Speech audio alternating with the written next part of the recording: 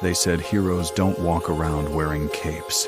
But that day, a worn-out, single dad in a second-hand jacket proved them wrong. He wasn't rich. He wasn't strong. He wasn't even supposed to be there. Yet when the scream tore through the street, when the shot echoed, when the little girl froze in terror, he was the only one who stepped forward. And 3 minutes later, when a luxury black SUV screeched to a stop, and her powerful CEO mother ran out, sobbing at the sight of her daughter, she had no idea that the man bleeding on the ground was about to change her life, and his own, forever. Stay with me till the end, because what happened in those 3 minutes would inspire millions. Ethan Ward never planned to be anyone's hero. He was just a tired, single dad trying to make it through another shift, another bill, another night pretending everything was fine.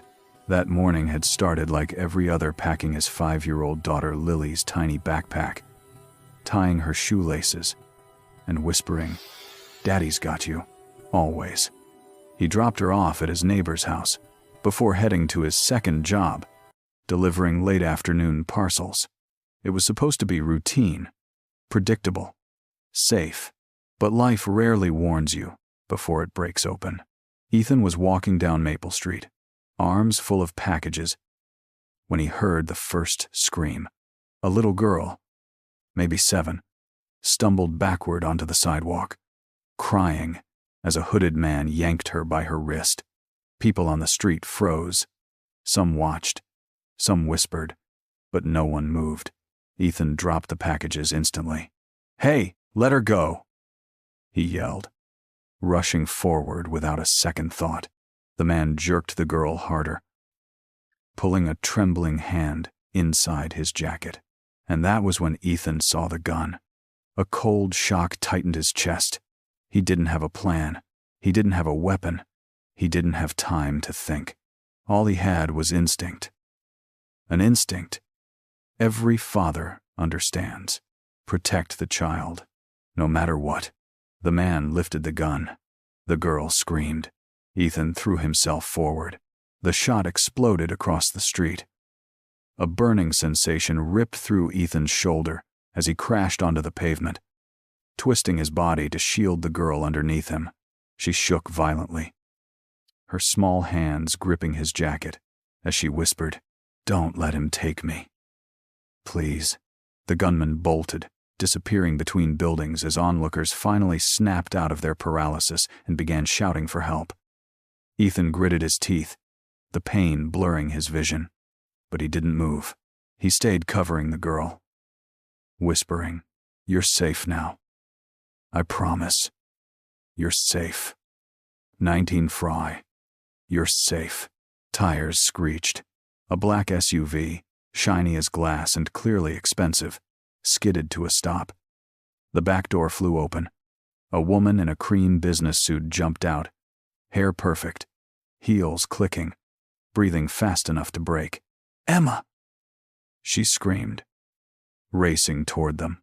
The little girl bolted upright and threw herself into her mother's arms. Ethan watched, chest rising sharply with pain, as the woman sank to her knees, clutching her daughter, sobbing with relief, and then her eyes lifted slowly, shakily, to the man lying on the ground, blood pooling beneath him.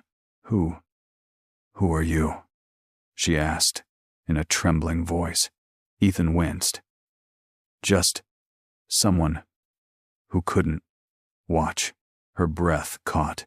Sirens wailed in the distance, growing louder, rushing toward them, and the powerful CEO, whose signature could make companies rise or crumble, looked at the injured stranger who saved her child, and felt her world shift. Ethan woke in the hospital hours later, the sterile ceiling lights blurring into shape. His shoulder throbbed with a deep, pulsing ache, sharp enough to remind him he wasn't dreaming. What brought him back fully wasn't the pain, but the soft sound of someone crying. He turned his head slightly. The CEO from earlier sat at the corner of his hospital bed, makeup ruined, hair undone. Her elegant blazer crumpled in her lap. Her daughter, Emma, sat beside her, clutching a stuffed bunny almost as tightly as she'd clutched Ethan's jacket earlier. Ethan blinked. "You stayed?" Ah. The woman swallowed hard and stood, wiping her face. "My name is Ava Hartley, CEO of Hartley Innovations." She exhaled, shakily. "And yes, I stayed, because a total stranger threw himself in front of a bullet for my daughter." Emma stepped forward, gripping his uninjured hand. "Thank you," she whispered. "You didn't even know me." Ethan's heart tugged painfully, either from emotion or from the fact he'd lost more blood than he realized. "I have a little girl, too," he said softly. "If she were in danger, I'd pray someone would help her." Ava stared at him like she was seeing a different world, one that didn't revolve around boardrooms, billion-dollar deals, or endless expectations. A world where people like Ethan, quiet, unseen, always struggling, did things far braver than anyone in her circle ever had. Guilt washed through her. Humility, too. "You saved her life," Ava whispered. "And I don't even know your full name." "Ethan Ward," he said. "Delivery driver. Single dad." Emma crawled up beside him, laying her head gently against his uninjured arm. Ava's throat tightened as she watched her daughter find comfort in the stranger who nearly died for her. Just then, the doctor walked in, holding a chart. "Mr. Ward, I know you're worried about medical bills. The surgery wasn't cheap." Ethan tensed, fear slicing through him sharper than the bullet ever could. Before he could speak, Ava stepped forward. "Put everything under my account," she said. "All of it."